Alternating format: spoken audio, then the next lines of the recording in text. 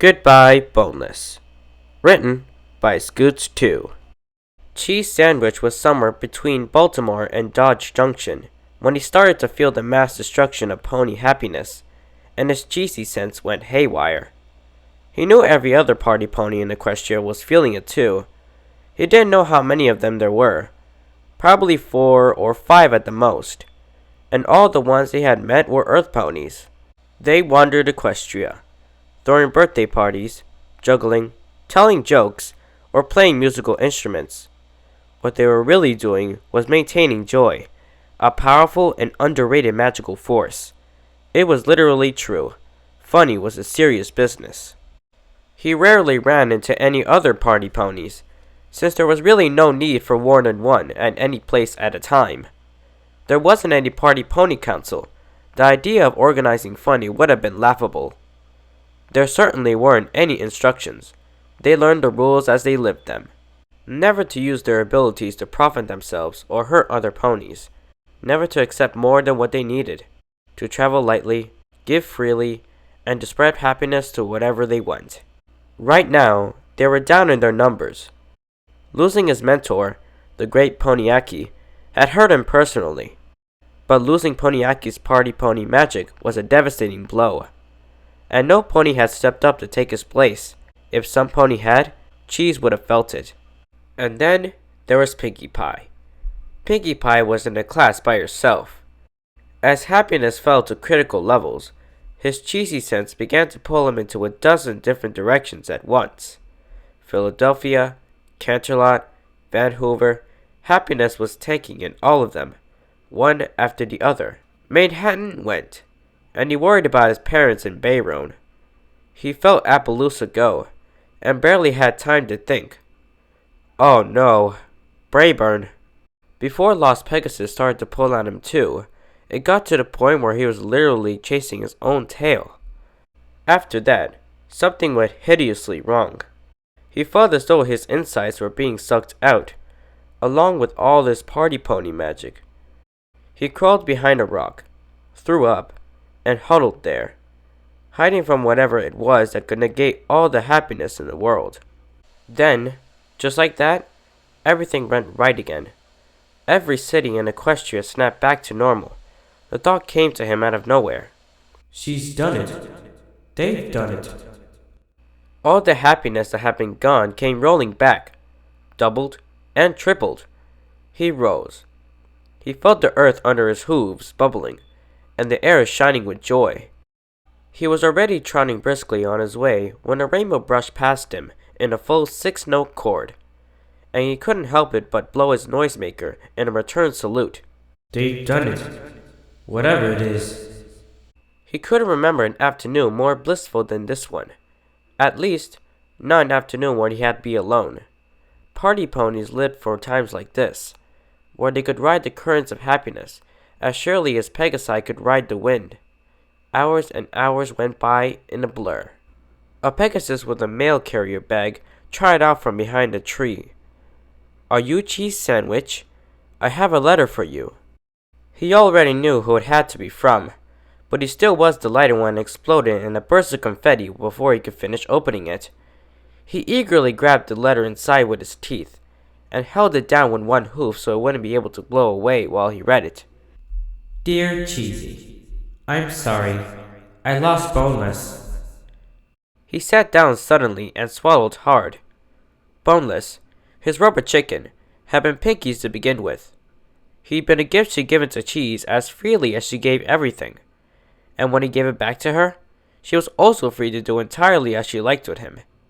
If Pinkie had done something with Boneless, then she must have her reasons. Still, knowing that his only childhood friend was gone forever came as a blow.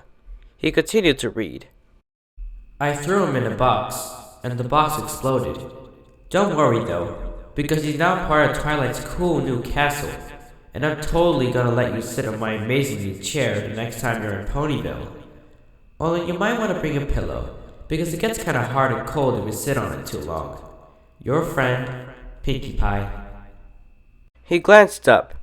The Pegasus male pony was still standing there. "Boy, it has been one heck of a week, hasn't it?" "It sure has," agreed Cheese. He added, "What happened exactly?" The Pegasus's eyes bugged out. "You mean you don't know?" Cheese indicated the landscape around him, which was totally devoid of houses, shops, newsstands, and other ponies. "I've been out here the whole time. You mind filling me in?" The male pony seemed eager to talk, and talk he did. At the end of it, a lot of details were still fuzzy, and in some ways, he didn't learn much he didn't already know from what his cheesy sense had told him. Something had been destroying happiness, and Pinkie and her friends had stopped it. It sounded as though at some point, for just a moment, every pony had caught a glimpse of Pinkie as she truly was, pure joy, improbable and scarcely confined within the body of a small, cheerful pink mare. The inhabitants of Ponyville, he thought for the 1000th time, had no idea what they had living amongst them. Said the male pony, shifting from leg to leg, and pulling Cheese from his thoughts. "I've got to be moving along." "All right," said Cheese. "No, I mean I don't know how. I was trotting along in Canterlot, and all of a sudden, here I am in the middle of nowhere, carrying a letter with a Ponyville return address, and I have no idea where I am or how to get back." "Oh, that's easy. Just go back the way you came from." The male pony gave him a dubious look, and he realized that he was going to have to explain. "Trot back exactly in the direction you came from, and you'll be exactly where you were. Just don't think about it too hard. Trust me." The male pony shook his head, but turned around and began to trot away. Cheese barely noticed the sound of reality opening, folding, reshaping itself, and then snapping back the way it was before. Pinkie has always sent mail that way. Boneless was gone. That was hard to take in. It was too late in the day to go much further. The sun would be down soon. It was time to make camp, build a fire, and then have a tough conversation. "Boneless too? You'd better sit down." "Pinkie sent a letter this afternoon. She says she's part of a building." Cheese leaned against a log and watched sparks fly up from the fire. He always had the makings of a fire with him. He'd just pull out the busted stuff from the last couple of parties and explode a cigar on top of it. He opened 2 bottles of cider, one for Boneless too, and the other for himself. They had dinner, party dip, half a bag of chips, and stale cake. He hauled out his accordion. He played some polkas to cheer up Boneless too, a touch of classical to remember Boneless 1, by some tangos, because why not, and a few sentimental things, because he couldn't help himself. Then he put his accordion away. He knew he shouldn't start talking about how he felt. Once he started, it was going to be impossible to stop. On the other hand, here he was, and Boneless was gone. He knew he shouldn't start talking about how he felt. Once he started, it was going to be impossible to stop. On the other hand, here he was, and Boneless was gone. Boneless had listened to much tougher stuff during his early years with Cheese. There was no pony around for miles and miles, except for Boneless too. Talking was a way of honoring Boneless, and if he were ever going to do it, tonight would be the night. He took a deep breath. "Did I ever tell you how I met Boneless?" "Well." He'd gone into Ponyville the first time as a miserable runaway colt, and he left with a powerful magic, his cutie mark, and Boneless. Pinkie Pie had made him, really, in the moment when he pushed up that jester's cap, before he became a party pony himself. His eyes focused on Pinkie, and his jaw dropped as he recognized her. The radiant bringer of joy, the laugher bearer, the great she. She was also the cutest filly Cheese had ever seen. Pink, with messy pink curls, and certainly not one he would ever have the courage to talk at school. She was confusing, contradictory, an impossible adorable package. Then a great surge of pure happiness had hit him, and turned him into some pony and something completely different. A super duper party pony with some bizarre magical abilities, an insatiable drive to make other ponies laugh, and cheesy sense, an irresistible force that pulled him whenever he was needed. It just confirmed his mother's opinion that he was a freak, but she never liked him much anyway. One good thing about being a party pony was that little things like that didn't bother you, because you were exploding with joy you wanted to share. He didn't expect to see that pink filly again, but if he ever did, he wanted to thank her. All he intended to do was someday to show her everything he'd learned, to say somehow, "Here's my gift you gave me. I've tried my best to make good use of it." Of course, he screwed it up, but it had come out all right in the end. Giving boneless to her seemed fitting, although he tried to make it seem as though it was no big deal.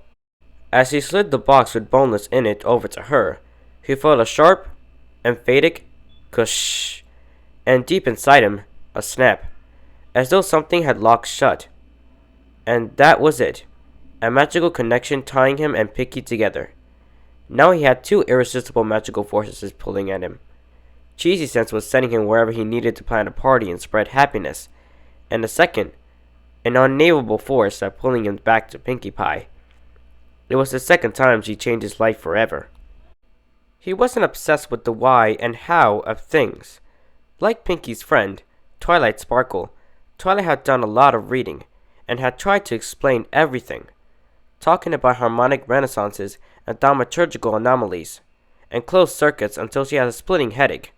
Finally, he massaged his temples with his hooves, sighed, and said, "Explaining the joke just kills it." "She's the living spirit of laughter," murmured Cheese, and turned to Boneless too. "I know, right? This is why I don't talk to any pony about this stuff. They'd think I was a raving, screaming lunatic. I don't even know why I could see her as she is, and no pony else does. Just seeing her once would have been enough for any pony." He pushed a tub of dip over to the rubber chicken. "You want some more dip?" "You sure? 'Cause I think I'm gonna finish this off." "My magic comes from hers," he said, through a mouthful of party dip. "It's born from hers, and it fires from hers. And when Boneless went back to her, it started pulling me back to her, and filling me with so much joy that I could barely hold it all. I don't think I'll admit this to a living pony, but just between you and me, it feels incredible. So now," he said, "wherever I go, I'm carrying my magic and some of hers too.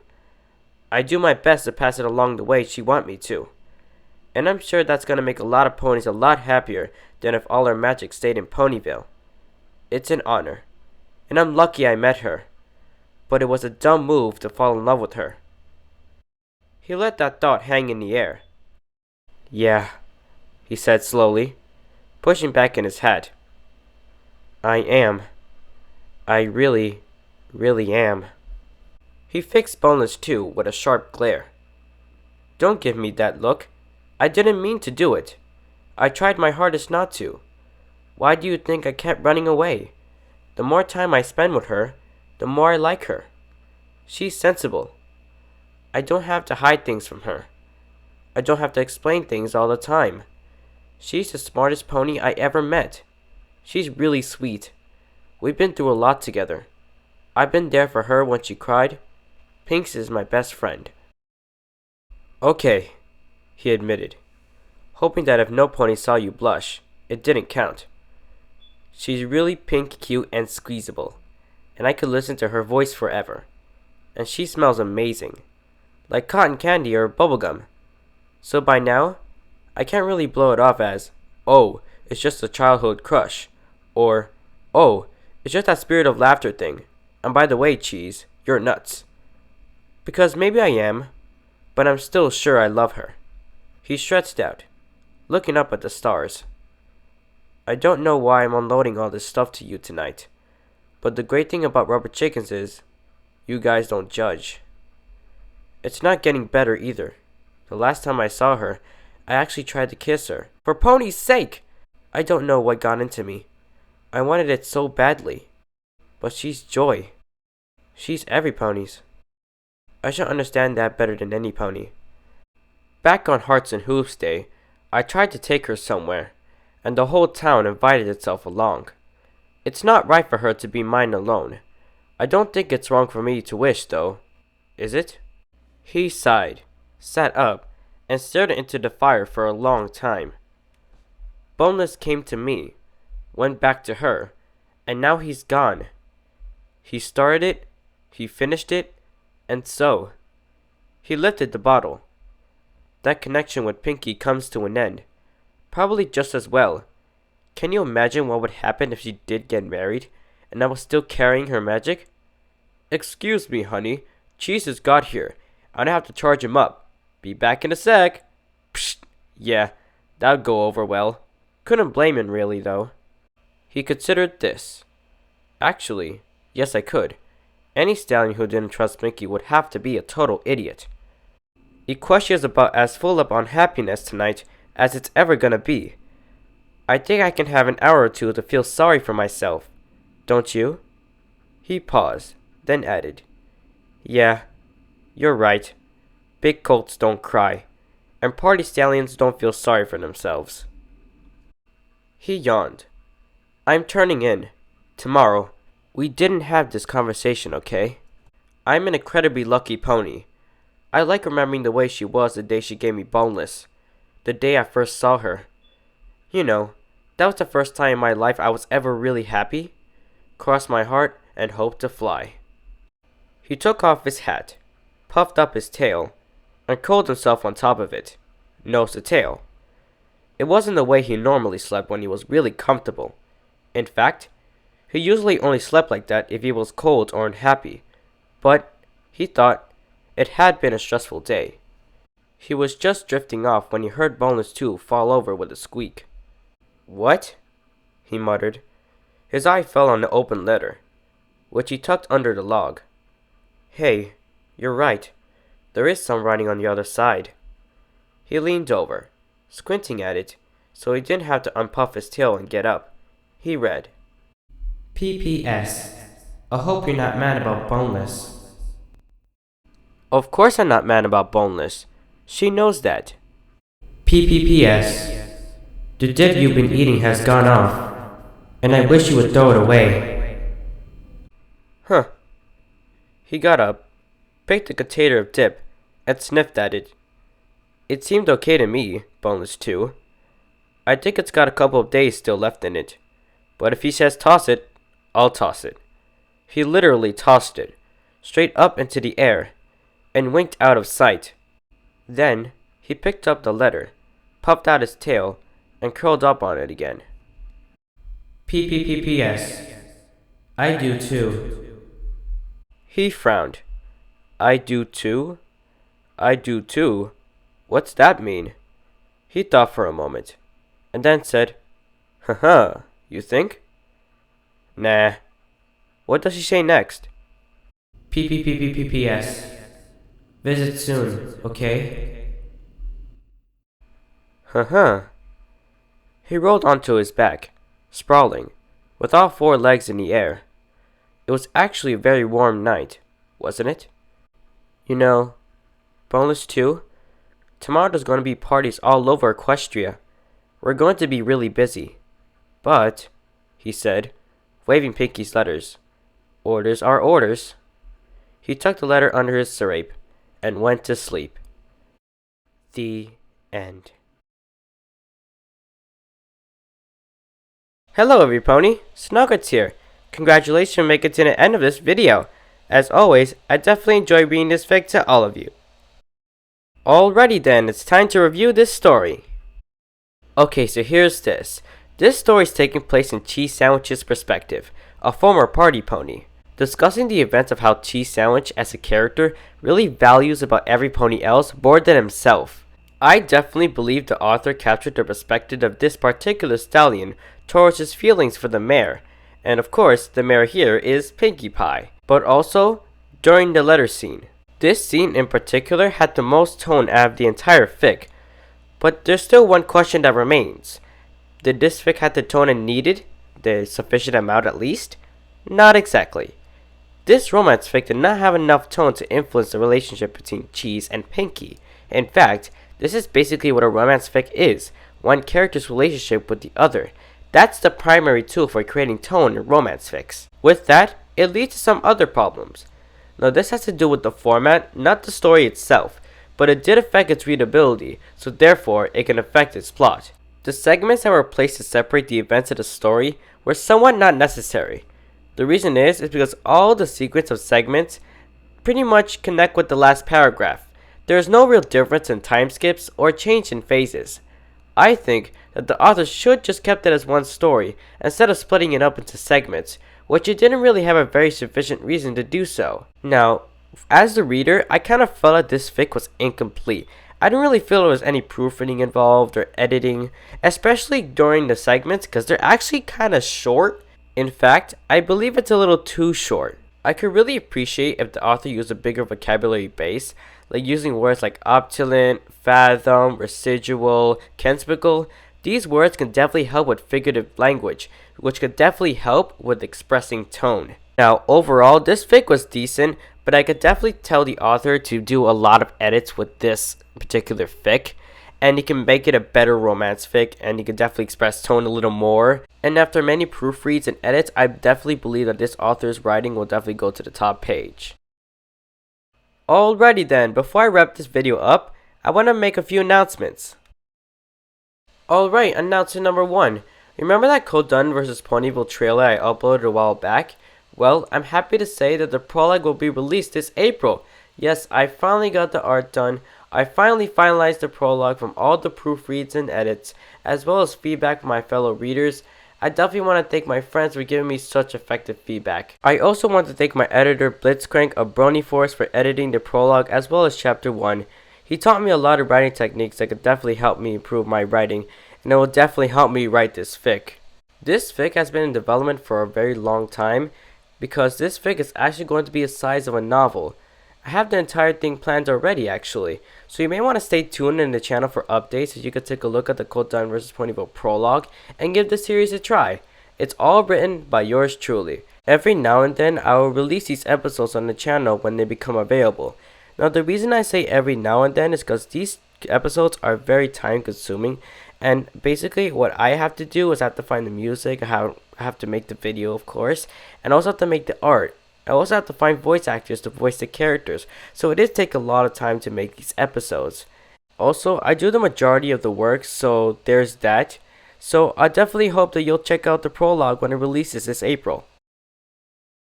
Speaking of Bronyforce, my primary editor, Blitzcrank, is actually part of a channel called Bronyforce. They do weekly let's plays on a variety of games, and as a personal gamer myself, I definitely enjoy watching their videos. You can click on the channel icon on the right that will send you right to the channel page so you can check them out. The link will also be down in the description below. If you love gaming, then you definitely should try watching one of their videos. Alright, time for one last announcement. Today marks the second month of the channel, and as of this video, I have 48 subscribers. Thank you guys so much for your support. It's been a great second month, and I definitely grown from my 34 subscribers. It's been great. Thank you guys so much for all your support. I definitely enjoy reading these fics to all of you as always. I definitely enjoy writing and reading. It's just my passion, second to art. Analyzing a piece of text really tells you a lot about a story. We're only 2 subs away from 50, and that's half of 100. That's amazing. I just can't thank you guys enough. Thank you guys so much for your support. Alright, let's wrap this video up. As always, thank you for listening, fellow viewer, and if you liked the video, please give this video a thumbs up. And if you haven't already, subscribe to the channel. I upload weekly fanfic reads every Saturday on a variety of genres and give an analysis after each one. Alright, that's it for me. This is Snogwritts, signing out.